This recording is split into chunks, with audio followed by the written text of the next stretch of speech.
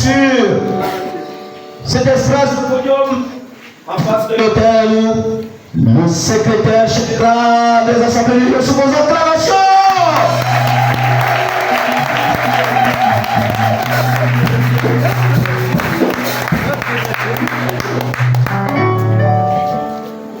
Alléluia. Je vous salue dans le beau et puissant nom de Dieu. Amen. Qui était là hier soir? Est-ce que nous croyons? Est-ce que nous croyons que Dieu a fait quelque chose hier soir? Est-ce que tu peux crier Alléluia?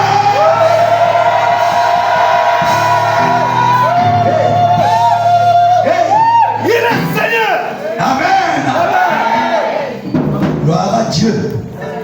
Je vous salue dans le beau et précieux nom de Jésus-Christ. Amen. Amen.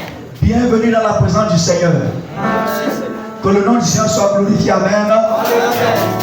Vraiment que Dieu vous bénisse abondamment.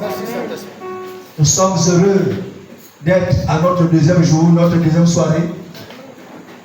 Ça va monter en puissance. Amen. Alléluia. Amen. Nous savons qui nous avons cru. Il y a encore les serviteurs de Dieu au Gabon. Vérité, vérité.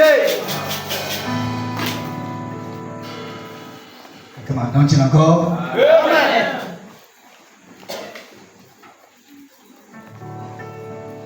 Dieu a fait son œuvre dans nos cœurs et dans notre nation. Amen. Amen. Père, que toute la gloire te revienne. Tu as choisi ce pays, Seigneur, pour faire résider ton nom. Et tu utilises les hommes pour faire valoir cette vérité fondamentale. Humblement devant toi, nous nous tenons, Seigneur, afin que conformément à ton appel, tu accomplisses ton plan. Seigneur, quand tu m'as appelé par mon nom. Bonne aventure, bonne aventure, bonne aventure. Notre prédication ne repose ni sur l'erreur, ni sur les motifs impurs, ni sur la faute, c'est ce que tu m'as dit. Je bénis ton Saint-Nom, Seigneur, parce que c'est sur cette voie que tu m'as placé, c'est mon gloire. Et tu permets, Seigneur, que nous soyons ici pour perpétuer ton œuvre dans les cœurs, dans les vies.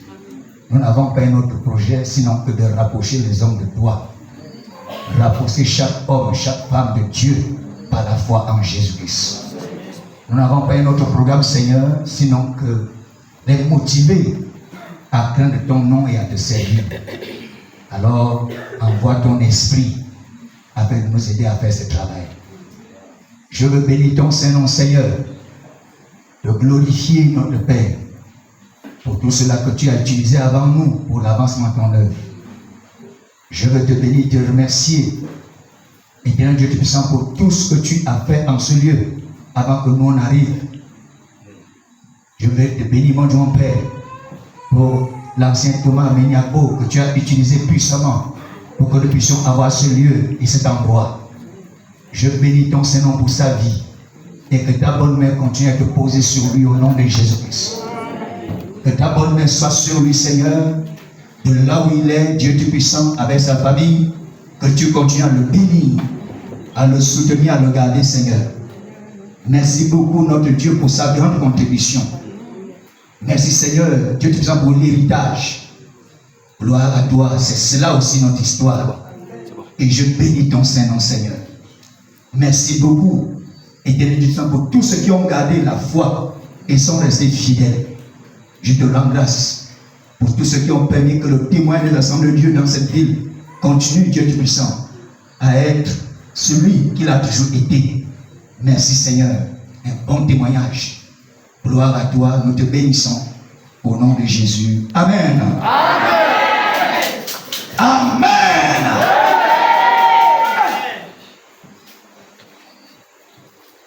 Dans ma prière, j'ai mentionné un nom. Et je voudrais vraiment être reconnaissant au Seigneur pour l'ancien Thomas. Amen. Amen. Je me souviens quand il est arrivé ici au Yem, pour la première fois,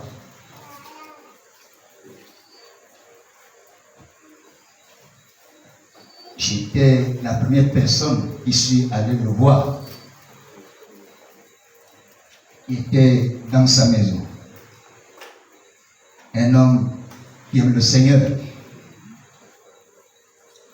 Un homme engagé dans l'œuvre du Seigneur. C'est important de dire les choses à des moments particuliers aussi. Il est resté fidèle à son Dieu et ses œuvres ou son œuvre va continuer à témoigner en son nom. Amen. Amen. Quand j'ai fini de dire ça, nous comprenons très bien que dans l'œuvre de Dieu, c'est la continuité. Paul a planté, Apollos a arrosé, et c'est Dieu qui fait croître. Nous avons ce que nous sommes appelés à faire au moment où nous devons le faire. Engageons-nous à fond à le faire à ce moment parce que demain, ce sera le tour de l'autre. Dieu utilise les hommes, les femmes en fonction du potentiel qu'il a mis en chacun pour une mission, un objectif bien précis dans son œuvre qui est une grande continuité. Nul ne peut se prévaloir être détenteur de tout. Nous avons des portions et un ministère, un rôle à jouer à un moment bien précis. L'histoire appartient à Dieu. C'est lui qui l'écrit avec les hommes et les femmes de son choix. Donne-moi amen si tu as compris ce que j'ai dit. Quand nous avons fini, évidemment, de rappeler tout ceci pour construire naturellement notre crédibilité, notre confiance dans le Seigneur, nous allons poursuivre ce que nous avons commencé hier. Nous sommes dans une convention dénommée Convention de Pentecôte. Amen. Amen. Et qui dit Pentecôte met en action et en exergue la personne du Saint-Esprit. Et hier, nous avons parlé du réveil qui favorise la croissance avec l'étude d'un cas, à savoir, on a étudié quelle étude de cas, c'est qui? Pierre. Amen. Amen. Alors, nous comprenons que le réveil qui favorise la croissance, si nous nous en tenons à ce que Pierre nous a enseigné par sa vie, son comportement, il y a de noter que il faut la prise, n'est-ce pas, il faut bien que les uns et les autres, ou du moins la prise de conscience de l'état de pécheur qu'il était. Il avait pris conscience qu'il était pécheur et il s'est repenti de façon authentique. Il a eu la révélation, évidemment, du Seigneur. Il a été confronté à l'échec, à lui-même. Il a eu vraiment un temps de vide et de difficultés, mais tout ceci n'a pas empêché à ce que Dieu accomplisse son plan en le restaurant et en lui donnant à nouveau, on va dire, une nouvelle opportunité. Amen. Amen. En ce deuxième jour donc, nous allons voir comment vivre le réveil dans notre génération. Vivre le réveil dans notre génération. Dis après moi, je veux vivre le réveil dans ma génération. Je veux vivre le réveil dans ma génération. Amen. Amen. Nous devons nous disposer à vivre le réveil dans notre génération.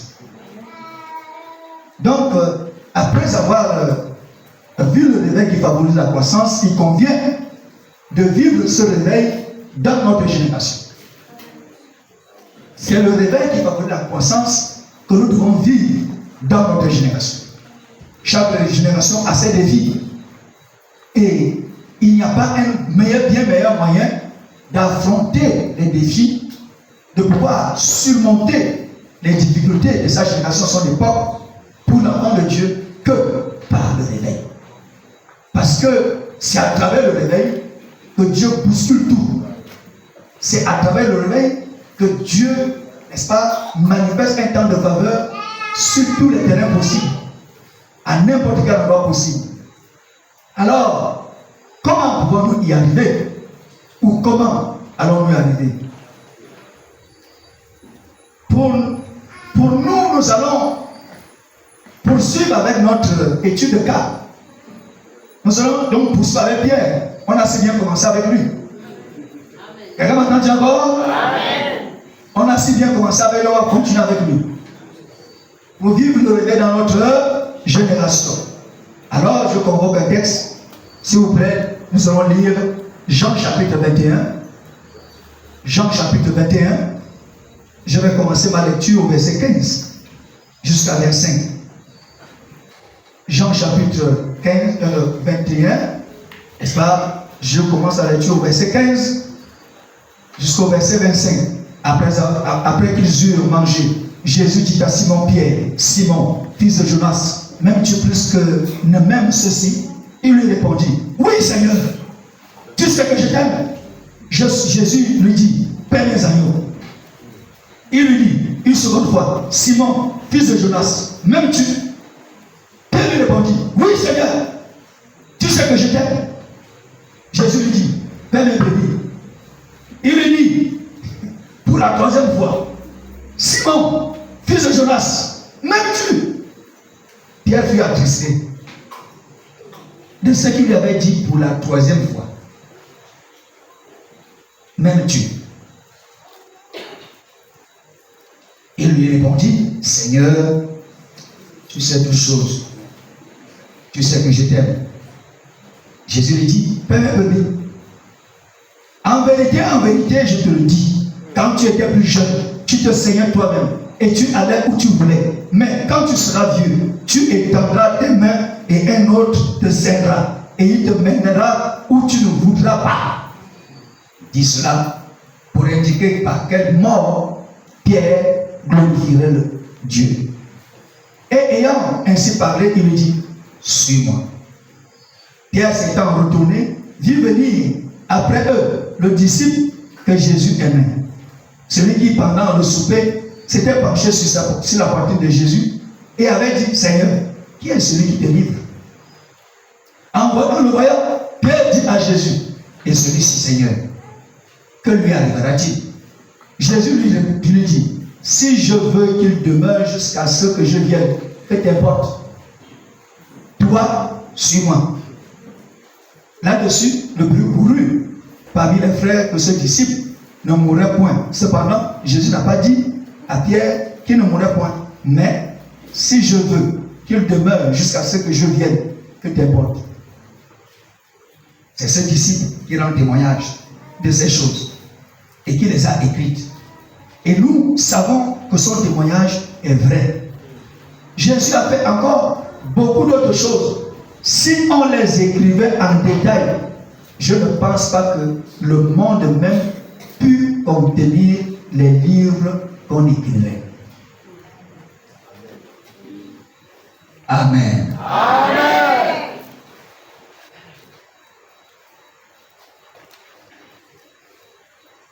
Bien-aimé dans le Seigneur, Pierre était appelé par Dieu. Pierre était appelé par Jésus. Quand Jésus a appelé Pierre, il a trouvé dans son travail de prédilection, il a trouvé en train de pécher parce que Pierre était pécheur. Il était en train de faire la pêche. Il était en train de pêcher le poisson. Jésus l'a trouvé à son lieu de travail. Jésus l'a trouvé dans son entreprise. Et Jésus a dit, oui, tu pêches les poissons. Mais moi, Jésus, ce que je vais faire de toi, c'est que tu vas maintenant apprendre à pêcher les êtres humains. Amen. Tu sais prendre la peine pour trouver un poisson. Tu sais être patient pour avoir un poisson. poisson. Tu sais fournir des efforts pour avoir un poisson. Tu sais travailler la nuit pour avoir un poisson. Tu sais travailler le jour pour avoir un poisson.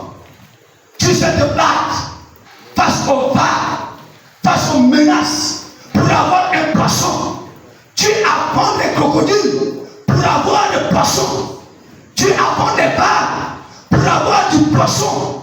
Tu sais abandonner ta famille, prendre des risques pour avoir du poisson.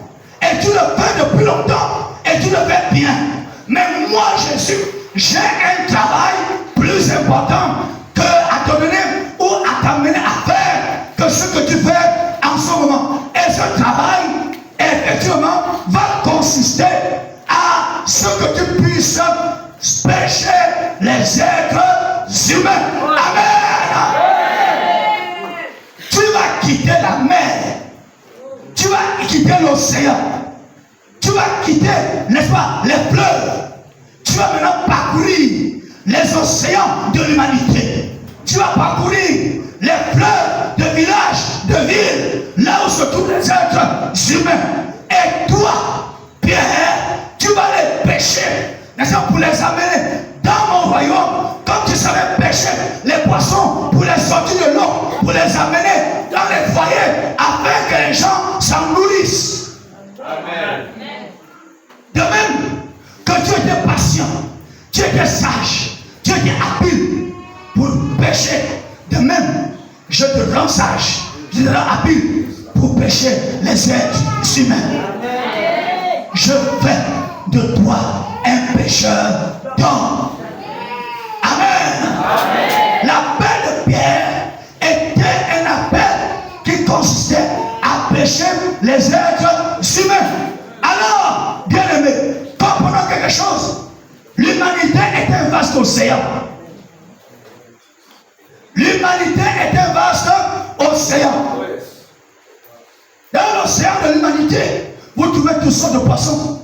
Les gros, les petits, les verts de toutes les couleurs, les beaux, les poissons de ça bizarres. Il y a même les poissons qu'on appelle sans nom. Quelqu'un m'a entendu encore ici? Il y a des poissons qui ont des noms, il y a aussi des poissons qui sont sans nom. C'est-à-dire quand tu vois un poisson, il n'y a pas de nom. Un poisson qui n'a pas de nom. Et il y a aussi des êtres humains, tu regardes comme ça, tu ne sais pas. Il est quoi exactement? Sans nom. Hey, tu sais quel nom lui donner? Il est bizarre à la tête. C'est parfois comme, c'est parfois, ça ressemblerait à ceci ou bien à cela. Il n'y a pas de forme véritable. Il y a beaucoup d'hommes sans nom aujourd'hui. Mais en dépit de cela, même si un être humain sans nom, là où il existe, il va quand même être péché. Et quand il va être péché, il y a un nom qui lui sera donné. Et comment va-t-il encore ici? Je veux dire à quelqu'un, je ne sais pas, vous savez, il y a des gens, on a du mal à t'appeler par ton nom. Et moi dans la Bible, il y a certaines personnes, vous savez, vous entendez seulement la femme pécheresse. La pécheresse. Elle n'avait pas de nom, cette femme-là. La pécheresse. Mais vous savez ce que Jésus a fait de celle qu'on appelait la pécheresse. Celle qui s'appelait la pécheresse, non seulement a été délivrée de péché, mais la pécheresse est devenue une grande évangéliste. La pécheresse, à cause de Jésus et par Jésus, parce qu'elle a eu, lorsqu'elle a rencontré Jésus, il y avait un réveil de ceux qui dormaient en elle. Il y avait un réveil de ceux qui sommeillaient dans sa vie. Il y avait quelque chose dans sa vie que la pécheresse ne connaissait pas. Mais dès qu'elle a rencontré Jésus, le pécheur par excellence. Et comment t'entends encore ici? Jésus est pécheur. C'est le métier de pécheur. Celui qui pêche le poisson. Il est le pécheur par excellence. Lorsque celle qu'on appelait la pécheresse a rencontré le Seigneur Jésus, mes frères, mes soeurs, cette pécheresse-là, non seulement a été pardonnée, elle a été purifiée, elle a été nettoyée, elle est devenue missionnaire. Elle a servi le Seigneur. Et plus tard, à la résurrection, elle était la première à le voir ressusciter. Je ne sais pas à quel niveau tu en es. Je ne sais pas, n'est-ce pas, comment tu te considères, comment tu te regardes. Comment tu dis encore ici? Il y a une qu'on appelait la Samaritaine. La Samaritaine, quel était son nom? On ne sait pas. Mais la Samaritaine, quand elle a rencontré le Seigneur Jésus, elle est devenue évangéliste. Amen. Elle est partie évangéliser toute une ville qu'elle a amenée au Seigneur. Comment tu dis encore ici? Amen. Les exemples sont légion de ce que Jésus peut faire d'un être humain, n'est-ce pas? Qui est négligé, qui est méprisé, qui ne connaît même pas la valeur qui est la sienne. Lorsque cette personne rencontre Jésus, c'est comme si il y avait quelque chose que la personne elle-même ignorait en elle. Et lorsque Jésus active, parce que Jésus n'appelle pas pour rien, il appelle parce que c'est ce qu'il a mis. Parce que c'est lui le créateur. Amen. Amen. Peuple de Dieu, Père, quand il va renier le Seigneur, à la vérité, il a perdu toute crédibilité. Le reniement de Dieu, de Jésus, a donné à Pierre de perdre toute sa crédibilité. Il a perdu toute la crédibilité. Mais Pierre était brisé. Pierre a pleuré. On l'a vu. Le Seigneur Jésus est mort. Il est ressuscité. Et là, nous voulons de lire. Nous constatons qu'il va se retrouver avec ses disciples. Et pendant qu'il est avec eux, Jésus, il est quand même un peu taquin. Hein? C'est quand même fort. Pasteur, on est tous la colère. Jésus dit à Pierre, Pierre, est-ce que tu m'aimes plus que tes frères qui sont là? Est-ce que tu m'aimes plus que eux? Devant eux. Jean est assis à côté. Jean qui a vu comment le grand a renié, n'est-ce pas, le Seigneur Jésus. Et Jésus pose la question à Pierre. Est-ce que tu m'aimes plus que Jean, plus que Jacques, plus que Barthélemy? Est-ce que tu m'aimes plus que tout cela? Pierre, comme à son habitude, il avait un caractère particulier. Je t'aime, Seigneur! Ce n'est pas n'importe. Il n'a pas dit cela. En tout cas, est-ce que tu m'aimes? Non.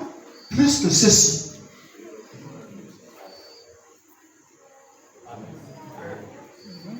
Pierre. Est-ce que Jésus ignorait que Pierre a renié? Mais il pose la question à Pierre. Devant ceux-là qui savaient que lui, Pierre, avait renié le Seigneur. Est-ce que toi, tu m'aimes plus que tes frères qui sont là? Et Pierre dit, oui, Seigneur. Et Jésus répond, Père, mes agneaux. Une deuxième fois, Pierre, fils de Jonas, pour qu'il soit bien identifié, pour qu'on ne confonde pas, qu'on dise pas, il y a une autre Pierre, il y aurait eu une autre Pierre. Il précise, fils de Jonas.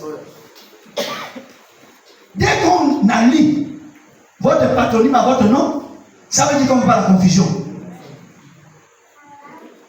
Dès qu'on accorde à votre nom, votre patronyme, il n'y a rien à dire. Ça veut dire qu'on ne veut pas. Il ne doit pas avoir de confusion. Ça doit être toi. Pierre, fils de Jonas, m'aimes-tu plus que ceci? Seigneur, je t'aime. Père mes brebis. Troisième fois. Qu'est-ce qu'il me veut? Pierre,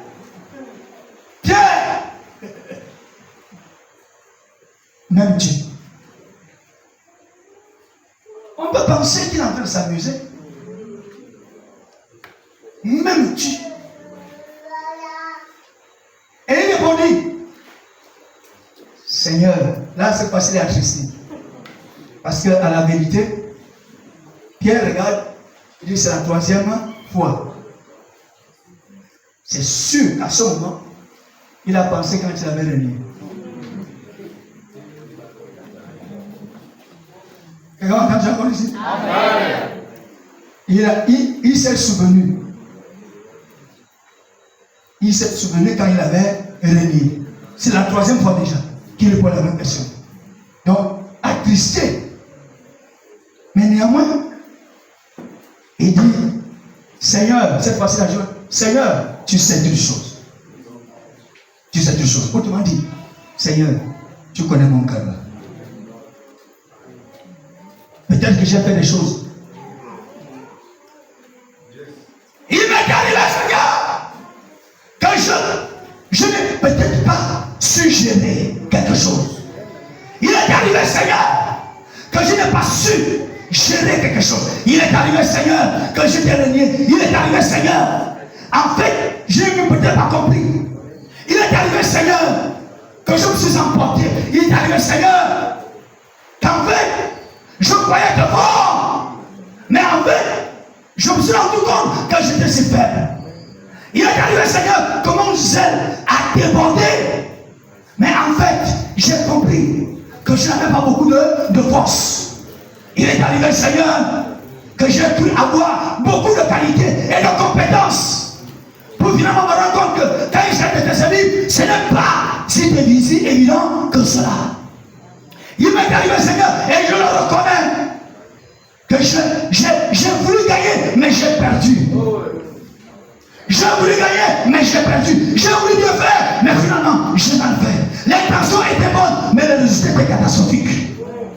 J'ai désiré avancer, mais je n'ai fait que reculer. Oh Seigneur, je le reconnais, mais il est une évidence. Et ça, nul ne peut me l'enlever. Dans mon cœur, je t'aime.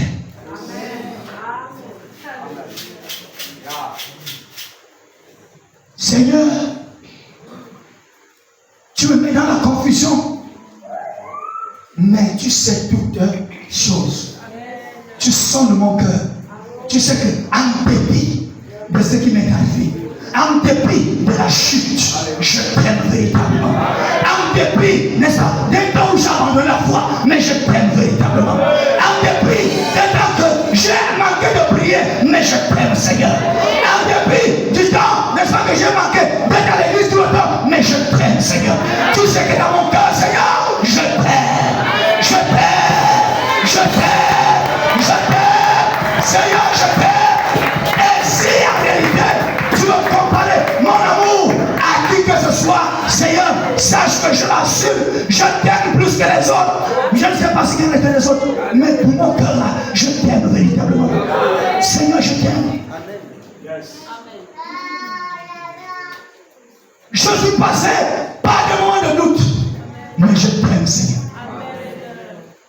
C'était compliqué. Seigneur, tu sais toutes choses. Tu sais que je t'aime. Waouh. Waouh. Nous voulons le réveil. Dans notre génération, vivre cela.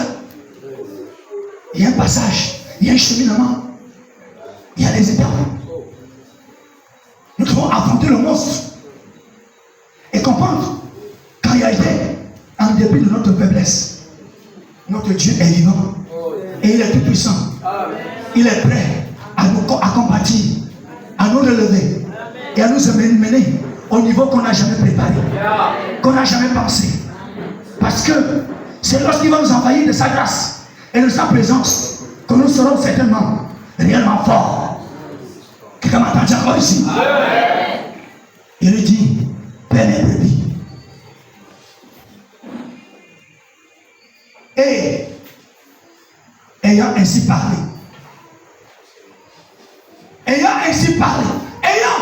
après qu'il ait posé la question 3 fois de suite, Pierre, m'aimes-tu? il dit encore à Pierre, suis-moi.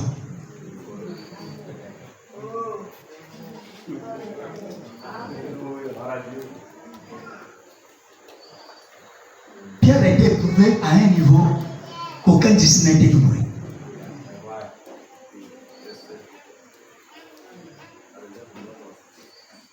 Pierre est resté constant par rapport à sa conviction de ce que Jésus était pour lui. Jésus, de la même manière qu'il avait pris à la pêche, va renouveler cet appel ici en lui disant, suis-moi. Suis-moi. Pierre, tu as dit que tu m'aimes plus que ceci. Suis-moi. Pierre, tu as dit que tu veux même véritablement, suis-moi. Il faut que tu me suives. Tu dois me suivre. Et il va le lui dire 2 fois. Suis-moi. Et Pierre, quelqu'un m'a posé la question entre le disciple que Jésus aimait le plus, mais et Pierre. En fait, vraiment, Jésus aimait vraiment qui? Sur la base d'hier, quand on voit ce que Jésus a fait pour Pierre, comment Jésus s'est comporté derrière Pierre? On dit, mais il a dit le disciple que Jésus aimait le plus. Le disciple que Jésus aimait le plus, n'est-ce pas? C'est le nom voilé des gens. Le nom caché des gens. Et c'est comme si entre les deux, il y avait comme une compétition. Parce que, qu'est-ce qui va se passer? Jésus va regarder le disciple que Jésus Pierre va regarder le disciple que Jésus aimait le plus, à savoir Jean. Et Pierre pose la question. Ok, tu as dit ce qui va m'arriver. Bon, et lui, qu'est-ce qui lui a arrivé?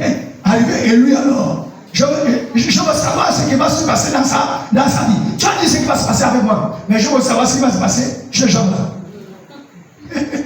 Et Jésus lui dit, qu'est-ce que ça te regarde? En quoi ça te regarde par rapport à ce que je vais faire pour lui? S'il a dit qu'il va rester en vie jusqu'à ce que je revienne, en quoi ça t'importe? Ce n'est pas ça qui est important pour toi. Ne t'occupe pas de ce que je vais faire pour lui. Occupe-toi de ce que je vais faire pour toi. Suis-moi. Ne t'occupe pas de ce qui se passe à gauche. Ne t'occupe pas de ce qui se passe à droite. Je te dis, suis-moi. Ne t'occupe pas de ce que tu as entendu au nord. Ne t'occupe pas de ce que tu as entendu au sud. Ne t'occupe pas de ce que tu as entendu à l'est, à l'ouest. Mais toi, suis-moi. Ne t'occupe pas de ce que la maladie ou il y a la vie, il y a la bénédiction, ici ou à gauche ou à droite. Ne t'occupe pas de tout ça. Sache que je t'ai appelé. Ce que je veux, c'est que tu me suives. Alors toi, suis-moi. Ce qui va pour toi, c'est que tu me suives. Est-ce que ta soeur est beaucoup plus, n'est-ce pas, à toi, plus aimée ou plus appréciée que toi? Ce n'est pas ça qui est le problème. Suis-moi. Ne t'inquiète pas de ce que tes yeux apprécient ci ou apprécient ça. Mais suis-moi. Suis-moi parce que j'ai un travail pour toi. Suis-moi parce qu'avec moi, tout va bien. Suis-moi parce qu'à mes côtés, tu es valorisé. Suis-moi parce que si tu es avec moi, alors la gloire sera avec toi. Si tu me suis, alors, n'est-ce pas, la vérité est avec toi. Si tu me suis, l'évidence de la joie est avec toi. Suis-moi parce qu'en me suivant, il y a la guérison. Suis-moi parce qu'en me suivant, il y a l'espérance. Suis-moi parce qu'en me suivant, il y a la vie, il y a la vie éternelle, il y a la joie, il y a la paix, il y a le bonheur, il y a l'espérance, il y a la consolation, il y a la joie, il y a le bonheur, il y a la guérison. Quelqu'un me dit avec moi. Suis-moi. Suis-moi. Yekabayamaso. Reshoko Yabasa. Ne t'occupe pas que tu as entendu que l'autre a déjà réussi au concours. Ne sois pas jaloux de ça. Ne sois pas jaloux de ce que elle a déjà un fiancé. Laisse tomber. Chacun son tour. Toi, suis-moi. Ne t'occupe pas que vous étiez ensemble en train de chercher le travail. Et lui, il a commencé à travailler. Ce qui est important, ce qui va lui arriver, qu'est-ce qui va se passer? Ce n'est pas ça qui est important. Mais toi, suis-moi. Ne te dis pas que, n'est-ce pas, en réalité, son implantation a beaucoup donné. Et qu'en réalité, chez toi, tu ne sais même pas comment les choses vont se passer. Ce que tu dois faire, je dis, toi, suis-moi. Ne te dis pas à gauche, à droite, parce que, évidemment, il était malade comme toi. Elle était malade comme toi. Tu as appris que lui, il est déjà guéri. Qu'elle est déjà guérie. Ne te préoccupe pas par rapport à ça. En tout cas, tu te poses la question. Quand est-ce que moi aussi ça va arriver? Ce qu'il faut faire, c'est que suis-moi. En me suivant, il y a la paix qui est garantie. En me suivant, il y a la joie qui est garantie. En me suivant, il y a l'espérance qui est garantie. En me suivant, il y a la guérison qui est garantie. En me suivant, la vie éternelle est garantie. En me suivant, je vais travailler avec toi. Je vais t'utiliser en me suivant. Alors, suis-moi. Suis-moi. Suis-moi. Ne suis pas un homme, mais suis-moi. Ne suis pas autre chose, mais suis-moi. Suis-moi parce que je suis la garantie de ton succès et de ton avenir. Quelqu'un m'entend encore ici? Quand Jésus a pu le dire ça, il les rassemble. Parce que il va vers la fin. Qu'est-ce qui va se passer? Actes des Apôtres, chapitre 4, verset 9. Chapitre 1er, autant pour moi, verset 4. Actes des Apôtres, chapitre 1er, verset 4. Chokabaya. Comme il se trouvait avec eux, comme Jésus se trouvait avec eux, il leur recommanda de ne pas s'éloigner de Jérusalem, mais d'attendre ce que le Père avait promis, ce que je vous ai annoncé, leur dit-il. Car Jean a baptisé d'eau, mais vous, dans peu de jours, vous serez baptisés du Saint-Esprit.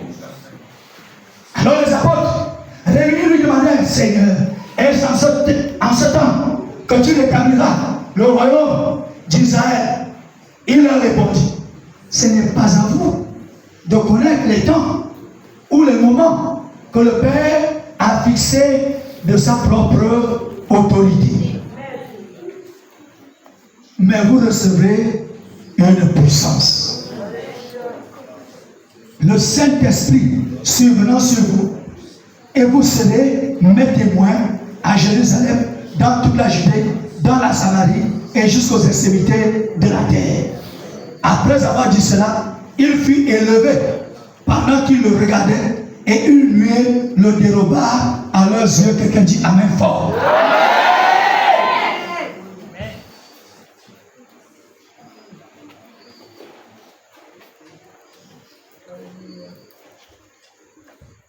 L'amour de Dieu est le premier commandement.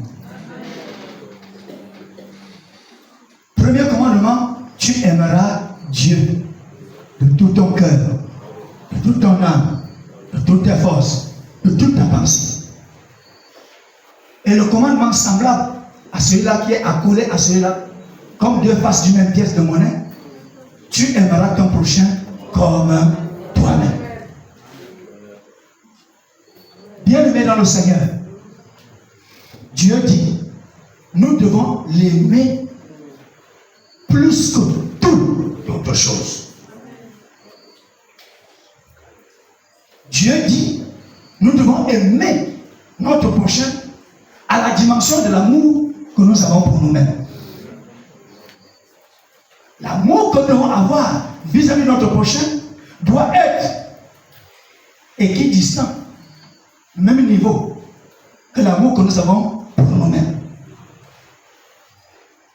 Et tout ceci, c'est ce lien, cette base d'amour qui caractérise le premier commandement. Donc, si tu dois tout ignorer les commandements de Dieu, connais quand même le premier. Si tu dois ignorer tout le reste, mets en pratique le premier. C'est-à-dire aimer Dieu. Aimer excessivement Dieu. Quelqu'un m'entend encore ici? Amen. Il faut aimer Dieu à l'excès. Alléluia. L'amour, n'est-ce pas, pour Dieu doit être quelque chose qui te remplit tellement.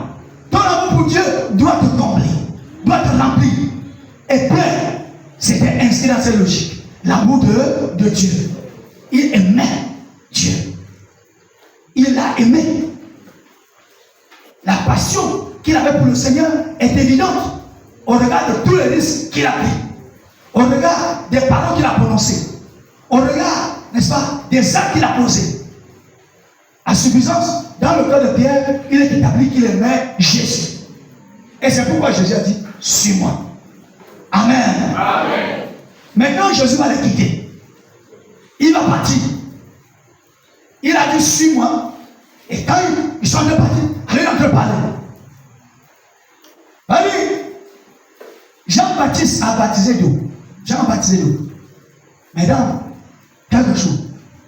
Vous allez être baptisé du Saint-Esprit. Vous allez être baptisé du Saint-Esprit. Amen. Amen. C'est-à-dire, il va avoir quelque chose, un catalyseur en vous qui va vous donner véritablement de faire ce que vous n'étiez pas capable de faire. Pierre a la bonne disposition de cœur. Pierre a la bonne disposition d'esprit. Pierre a la bonne disposition, n'est-ce pas, de voir ce que. Mais il a des limites. Tu peux aimer Dieu, mon frère. Tu peux aimer Dieu, ma soeur. Mon fils, tu peux aimer le Seigneur. Ma fille, tu peux aimer le Seigneur. Mais il y aura des situations, il y aura des circonstances, il y aura des épreuves, des obstacles. En réalité, en dépit de ton amour pour le Seigneur, en réalité, si Dieu lui-même n'est pas avec toi, tu ne t'en sortiras pas. Si Dieu ne te fait pas grâce, tu ne t'en sortiras pas. Voilà pourquoi, effectivement, Jésus, conscient de cette réalité, va dire, ne vous éloignez pas de Jérusalem. Ne vous éloignez pas. Parce que vous allez recevoir une puissance. Quand Pierre a entendu puissance,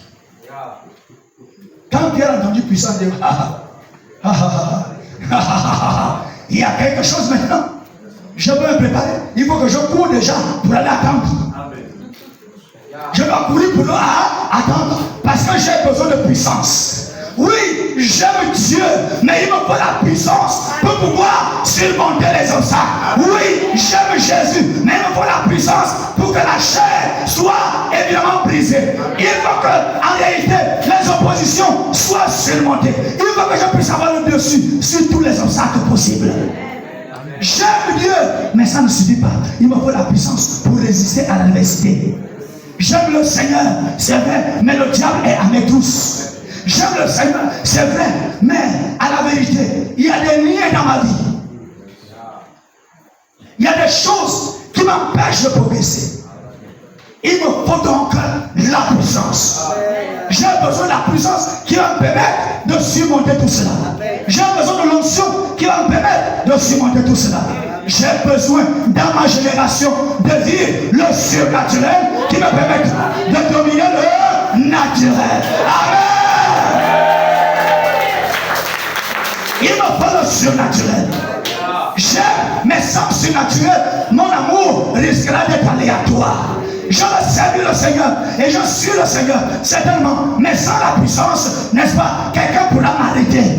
Quelqu'un pourra me bloquer. Quelqu'un pourra m'empêcher, n'est-ce pas, de faire ce que je veux faire pour mon Dieu. La peur va me donner de reculer. Alors j'ai besoin de la puissance. Et Jésus était conscient de cela. Alors il dit, vous recevez une puissance. Le Saint-Esprit suivra sur vous. Et vous serez mes témoins. Quelqu'un m'entend encore ici? Autrement dit, lorsque vous êtes sur la puissance, vous allez devenir comme moi. Vous allez comprendre les circonstances et les réalités de tout ce que j'ai vécu, de tout ce que j'ai fait. Et vous allez être capable de faire comme j'ai fait. Vous allez témoigner de moi en parole, en action, en œuvre et tout ce qu'il faut. Votre caractère va être modelé. Vous allez être capable de dire non là où vous n'aviez jamais dit non. Lorsque la puissance viendra, tu diras non au tabac. Lorsque la puissance viendra, tu diras non n'est-ce pas, au sexe dépravé. Lorsque la puissance viendra, tu diras non, n'est-ce pas, à l'ivrognerie. Lorsque la puissance viendra, tu diras non à la sorcellerie. Lorsque la puissance viendra, tu diras non aux traditions qui ne glorifient pas le Seigneur. Lorsque la puissance viendra, tu diras non aux coutumes qui ne glorifient pas le Seigneur. Lorsque la puissance viendra, tu diras non, n'est-ce pas, au chef qui va te courtiser alors que tu es marié. Tu diras non, tu diras non, tu diras non, tu réaliseras, tu auras la victoire. Lorsque la puissance viendra, alors tu sauras comment répondre avec sagesse, intelligence et autorité à n'importe qui, quelle que soit la personne qui se présentera devant toi. Car cette puissance sera celle de Dieu lui-même. Si tu reçois la puissance de Dieu, Dieu agira au travers de toi. Et c'est cette puissance qui nous donne véritablement d'expérimenter le réveil dans notre génération.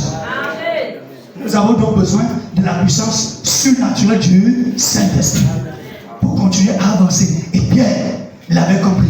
Il a couru à la chambre haute. Il est à l'intérieur là. Mais nous ne tenons pas aujourd'hui ce soir. C'est que Pierre a prouvé, a été déterminé, a affirmé à plusieurs reprises qu'il aimait le Seigneur. Il aimait le Seigneur. Il aimait le Seigneur. En dépit de ce qu'il a vécu, il aimait le Seigneur. En dépit des méandres de sa vie, il aimait le Seigneur. En dépit de haut et de bas, il aimait le Seigneur. En dépit de chute, il aimait le Seigneur. Et il a affirmé qu'il aimait le Seigneur. Et parce qu'il aimait le Seigneur, Jésus n'est pas injuste. Jésus a vu tout ce que Pierre a souffert. Jésus a vu son engagement. Jésus a vu aussi son cœur. Alors Jésus a dit, suis-moi. Il avait déjà dit, suis-moi, n'est-ce pas, quand il avait sorti la pêche. Mais maintenant, dans l'engagement, suis-moi, paie mes agneaux. C'est-à-dire, paie les nouveaux convertis. Amen. Paître, c'est nourrir. Paître, c'est conduire, n'est-ce pas, les agneaux là, en sécurité. C'est les mettre en sécurité. Paître, n'est-ce pas, c'est permettre à ce que les agneaux, évidemment, puissent avoir une bonne alimentation. Paître, c'est garder. Paître, c'est protéger. Paître, c'est conduire, c'est diriger. Paître, c'est conseiller. Paître, c'est orienter. Paître, n'est-ce pas, c'est garder. Paître, c'est veiller à ce que, évidemment, il y ait la croissance. Paître, paie mes agneaux. Mais paie aussi mes brebis. Paie mes brebis. Paie, n'est-ce pas, ceux-là qui ont déjà de l'argent dans le Seigneur, afin qu'ils continuent à grandir. Paie mes brebis. Parce que paître, c'est aussi soigner. Il y a les malades. Il faut les guérir. Les malades spirituels, il faut les guérir. Il y a ceux-là qui sont attachés quelque part, il faut les détacher. Père mes brebis, libère-les, donne-leur de s'épanouir. Veille à leur épanouissement. Il faut que tu puisses travailler à ce que mes brebis s'épanouissent. Surtout à l'aise dans la maison de Dieu. Sois dans la joie de servir le Seigneur. Il faut que mes brebis soient paix afin qu'en réalité, elles reconnaissent, n'est-ce pas, qu'être avec le Seigneur, c'est bon. Père mes brebis, Pierre, père mes brebis, Pierre, mes agneaux, Pierre, mes brebis, Père, mes agneaux, Père, mes agneaux, Père, mes brebis. Suis-moi pour perdre mes agneaux. Quand tu me suis, tu vas voir ce que je fais. Et tu vas apprendre comment je le fais. Et tu pourras par la suite, parce que je ne serai plus là. Suis-moi, afin que tu vois comment je parle. Afin que tu apprennes comment on parle. Afin que tu apprennes comment on conseille. Afin que tu apprennes comment on travaille. On fait en sorte que quelqu'un reçoive la guérison, reçoive la délivrance, reçoive la libération, reçoive le conseil. N'est-ce pas, quand il cherche une indication. N'est-ce pas, comprenne comment on cherche Dieu, comment on sert le Seigneur. Suis-moi pour apprendre tout cela. Mais mieux, va attendre la puissance. Afin que la puissance puisse galvaniser tout ça en toi et t'amène dans une dimension surnaturelle. Afin que tu tiennes bon et que tu ailles jusqu'au bout. C'est cela, vive le réveil dans notre génération. Aimer Dieu, suivre le Seigneur. Perdre les agneaux. Perdre les brebis. Veillez à ce que la maison de Dieu soit un havre de paix. Un endroit privilégié pour les gens quand ils cherchent le chemin, ils vont trouver le chemin. Un endroit, quand les gens n'ont plus d'espérance, viennent trouver l'espérance. Là où les gens n'ont plus de famille, trouvent la famille. Là où en fait, on n'a plus envie de vivre, mais quand on vient, on renaît. On retrouve la joie de vivre. Oui. Pourquoi? Parce qu'il y a une puissance qui permet à ce que, quand vous étiez découragé, le découragement puisse vous quitter. Il y a la puissance du Seigneur qui est là. Il y a la puissance de l'Esprit qui est là. Vous recevez une puissance. Y a-t-il quelqu'un qui veut la puissance ce soir? Y a-t-il quelqu'un qui veut la puissance ce soir? Est-ce que tu veux la puissance ce soir? Est-ce que tu veux la puissance ce soir?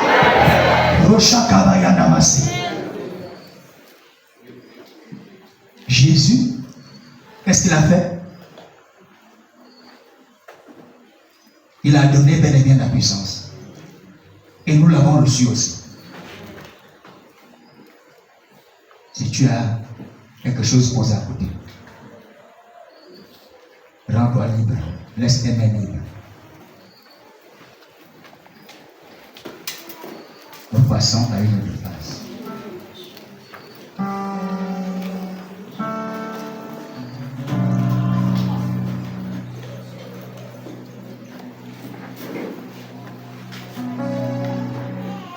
Je vous conseille quelque chose.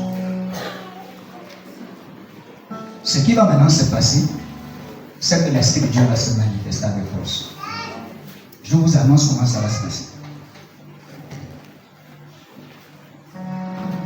Le Dieu que nous prions n'est pas loin.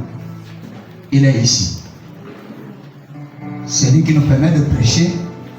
C'est lui qui nous envoie. C'est lui qui conduit son œuvre et tout ce qu'il avec. Maintenant, Dieu ne fera pas ce que tu ne veux pas qu'il fasse. On se comprend très bien. J'ai beau t'aimer, même si j'ai, comme on connaît beaucoup plus l'argent, 100 000 en main comme ça que je te tends, encore faut-il que tu les décides.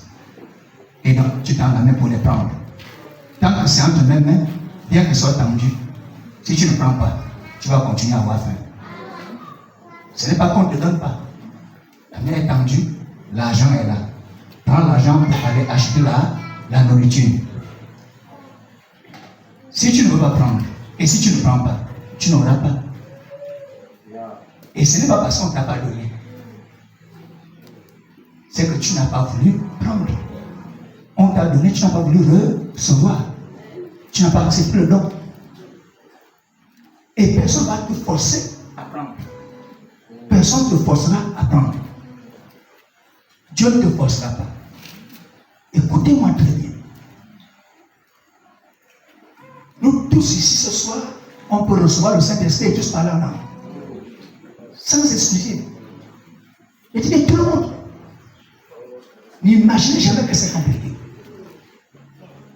Je vous explique. Les choses que nous faisons dans le Seigneur sont d'abord intentionnelles.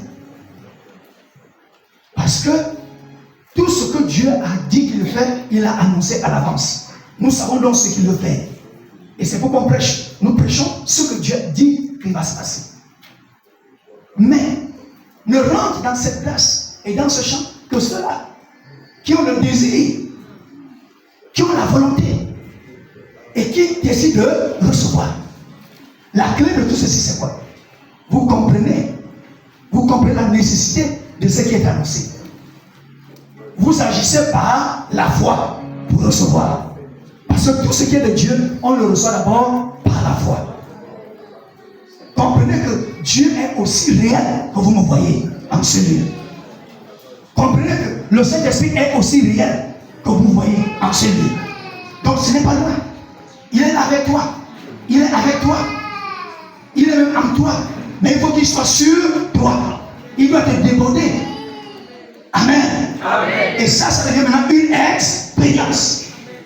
Et c'est cette expérience que nous appelons baptême dans le Saint-Esprit. Ça veut dire quand j'ai commencé à prier tout de suite, à invoquer le Seigneur, vous allez aussi prier, naturellement. Vous allez commencer, il faut comprendre comment ça se fonctionne. C'est-à-dire qu'il y a des indicateurs qui montrent que Dieu commence à travailler. Ce que Dieu fait, c'est que il peut te toucher, tu peux sentir que tu es un peu bizarre. Tu vas sentir quelque chose de bizarre. Tu vas sentir, mais ça, parfois, que tes mains tremblent, parfois les pieds tremblent, parfois le cœur bat fort. C'est que quelque chose est en train de commencer. Ce que Dieu veut que tu fasses à ce moment-là, c'est que ta bouche s'ouvre. Ce n'est pas pour que tu ouvres les yeux, pour chercher à voir, tu vas voir quand tu vas bien voir. Nous sommes dans la dimension spirituelle. Dieu a fait les choses dans le monde invisible. Mais toi, tu es visible. Donc tu es la cible de ce que Dieu fait dans l'invisible, parce qu'il veut te remplir, il veut t'inonder, il veut t'utiliser, il veut te communiquer les dons, il veut te transformer, il veut te rendre capable de faire un certain nombre de choses. Mais toi, tu dois être disposé. Tu ouvres ton cœur et tu dis, Seigneur, vas-y, je commence à sentir quelque chose. Quand tu commences à sentir, n'est-ce pas, comme tu dis, Seigneur, oui, je veux être rempli. C'est là que tu vas bien demander, Seigneur, oui, je veux. Ta bouche doit s'ouvrir pour dire, oui, remplis-moi. Seigneur, baptise-moi. Seigneur, je veux. Vous comprenez donc que c'est par la foi qu'on demande. Et c'est par la foi qu'on reçoit. Et c'est aussi par la foi qu'on parle. Amen. Je parle par la foi, parce que quand le Saint-Esprit me suggère de parler, je ne sais pas ce que je vais dire. Je ne sais même pas quel son va sortir. Mais je sens que ma bouche est poussée à dire quelque chose.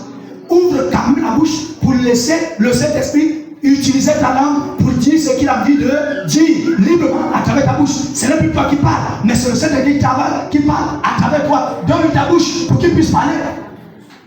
Tout ce qu'on a besoin ce soir, c'est que chacun de nous donne sa bouche au Saint-Esprit. Comment tu as entendu ici? Donne ta bouche au Saint-Esprit afin qu'il parle à travers ta bouche. Donne ta bouche au Saint-Esprit, mon frère. Donne ta bouche au Saint-Esprit, ma soeur. Donne ta bouche. Laisse ta bouche à la direction du Saint-Esprit. Laisse ta bouche à la direction du Saint-Esprit. Laisse ta bouche. Que le Saint-Esprit dirige ta bouche. Que le Saint-Esprit émette les sons de ta bouche. Il connaît le discours qui va sortir au travers de ta bouche. Si tu es prêt, tu dois se développer maintenant. Pour que chacun de nous soit rempli de cet esprit, pas en notre langue, mais également que les délivrances aient lieu, que les guérisons aient lieu. Ne t'inquiète pas de ce qui va arriver à l'autre, mais suis seulement. Suis par la foi. Suis le Seigneur par la foi. Continue le Seigneur. Continue à demander ta part. Continue à dire à Dieu ce que tu as besoin. Maintenant, voilà comment on va procéder. Première, il y a 3 étapes de prière. Première étape de prière. Je vais prier seul. Quand je vais venir de prier seul, je vais vous demander de répéter la prière que nous allons faire ensemble. Quand nous allons faire la prière ensemble, quand on va terminer la prière ensemble, je vais maintenant dire continuez à prier. Quand je vais dire continuez à prier, ce n'est pas murmurer. Lorsque vous voulez que le Saint-Esprit remplisse, ouvrez votre bouche. N'ayez peur de rien. Ne regardez pas à gauche. C'est ce qui se passe. Si quelqu'un me laisse tomber, le Seigneur va s'en occuper. Occupe-toi de toi-même. Il faut que tu reçoives ta part. Il faut que tu puisses avoir ta visitation. Que tu puisses avoir ton expérience à toi. Le Seigneur va s'en occuper. Il y a des gens qui vont aussi s'en occuper d'une certaine manière. Amen. Lorsqu'on prie pour le baptême de Saint-Esprit, on ne fait pas de prière longue. On fait des prières courtes du genre Seigneur baptise-moi, Seigneur baptise-moi, Seigneur baptise-moi, Seigneur donne-moi, Seigneur je veux pas la langue, je parle la langue, je reçois par la langue, je reçois par la langue, je reçois par la langue, Seigneur je suis rempli, Seigneur je suis rempli, je suis rempli, je suis rempli, Seigneur remplis-moi, Seigneur remplis-moi, baptise-moi Seigneur, baptise-moi Seigneur. Alléluia. Ça part comme ça. C'est comme ça part. Et dès que, n'est-ce pas, tu sens que c'est parti, continue seulement. Dès que c'est parti, continue. Pourquoi tu vas t'arrêter? Quand tu parles en langue, tu parles à Dieu directement. Quand tu te mets à parler en langue, n'est-ce pas, Dieu est content. Et tu te libères. La puissance de Dieu se libère en toi. La puissance de Dieu active les dons en toi. Active les choses. Bien aimé, On n'a pas parcouru cette distance. Mais ça pour rien. Si Dieu a envoyé, il nous a envoyé. Ça veut dire que ce rendez-vous est un rendez-vous divin. Il veut faire quelque chose. Quelqu'un me dit Amen fort. Levez vos mains vers le ciel. Pour délivrer une part, pour transformer les vies, pour amener le baptême dans le Saint-Esprit, dans les vies des uns et des autres. Père, je te remercie parce que tu nous as déjà exaucés. Seigneur Jésus, merci pour les miracles. Seigneur Jésus, merci pour les prodiges. Seigneur Jésus, merci pour les délivrances. Seigneur Jésus, merci pour les baptêmes dans le Saint-Esprit. À toi soit la gloire. Père, merci Seigneur. Au nom de Jésus. Amen. Amen. Après moi, Père éternel. Père éternel. Lave-moi. Sanctifie-moi. Purifie-moi.